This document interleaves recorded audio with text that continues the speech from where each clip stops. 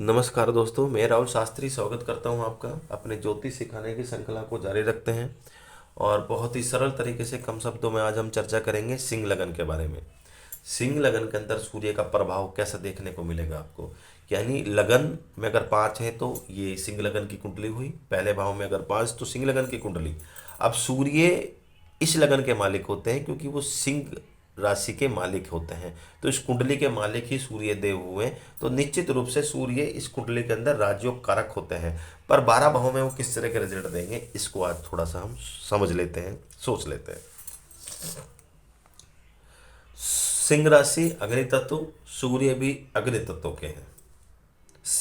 सूर्य जो कि क्षत्रिय पक्ष में आते हैं, क्षत्रिय श्रेणी में आते हैं और निश्चित रूप से राजा की उनको उपाधि मिली है। लगन में अगर अपने खुद की राशि में बैठ गए तो इससे सर्वश्रेष्ठ क्या, ईस्ट में वो बहुत अच्छे माने जाते हैं।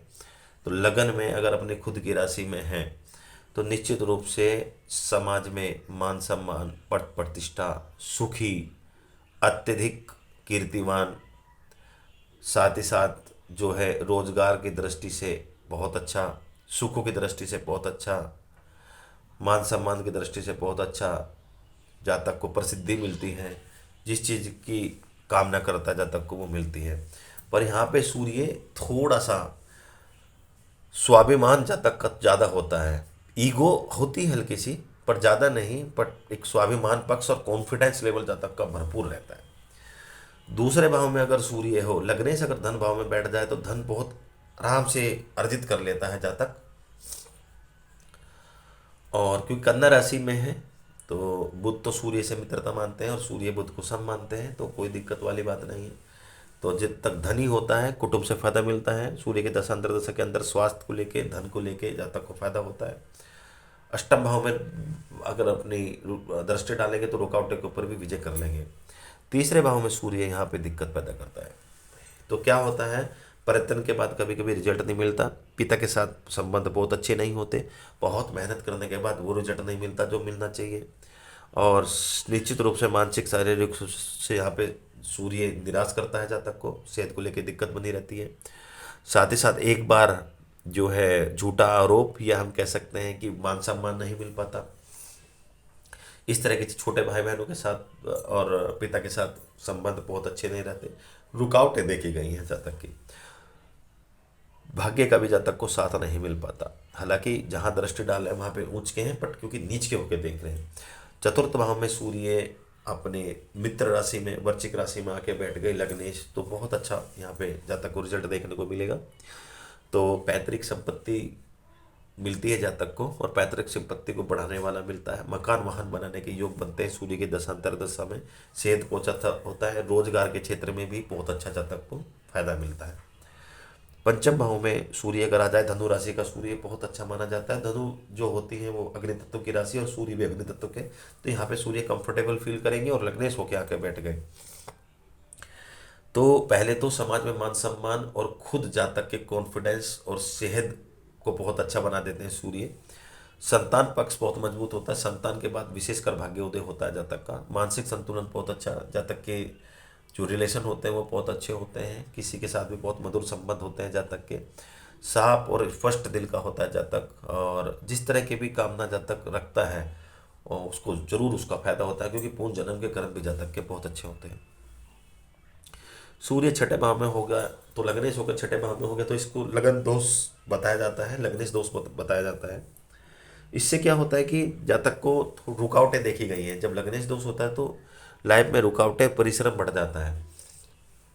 पिता के साथ संबंध अच्छे नहीं होते और डाइजेशन को लेकर दिक्कत बना रहता है। पेट में बात बनी रहती है और अगर कुंडली में शनि की स्थिति ना अच्छा हो तो कोर्ट कचहरी तक के भी जाने के योग बन जाते हैं।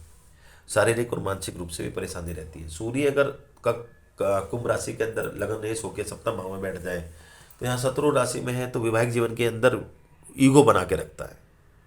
वैवाहिक जीवन में ईगो बना दे देता है। अब टूटेगा या नहीं, निश्चित रूप से विवाह में दिक्कत तो आएगी। अब टूटना, वैवाहिक जीवन का टूटना पूर्ण रूप से सूर्य अगर सप्तम भाव पे है तो इस पर निर्भर नहीं है। पर शनि की अगर स्थिति ठीक नहीं है, तो अतिरिक्त भाव में है, नीच के हैं, तो निश्चित रूप से फिर यहाँ पे वैवाहिक जीवन टूटने के भी योग बना देते हैं सूर्यदेव।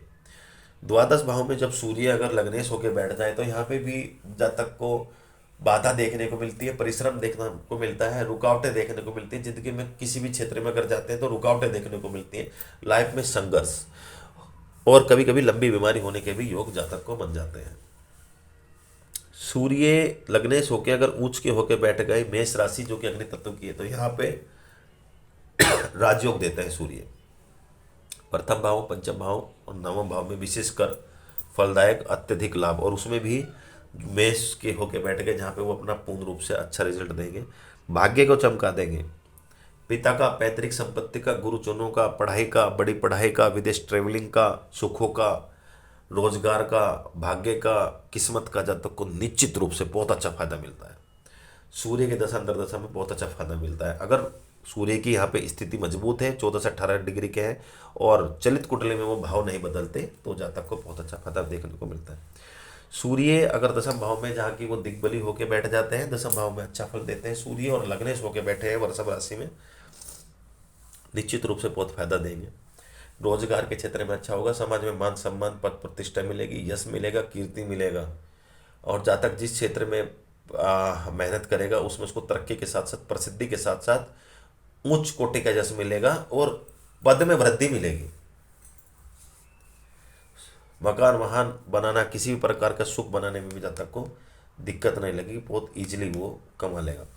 11वें भाव में सूर्य एकादश भाव में अगर बैठे हैं, एकादश भाव 11वें भाव में मैंने देखा कि सूर्य बहुत अच्छा फल देते हैं, तो निश्चित रूप से इनकम के क्षेत्र को चमकाएंगे, लाभ देंगे, वृद्धि देंगे, कुटुंब का और साथ ही साथ समाज का, भाग्य का उसको साथ मिलेगा।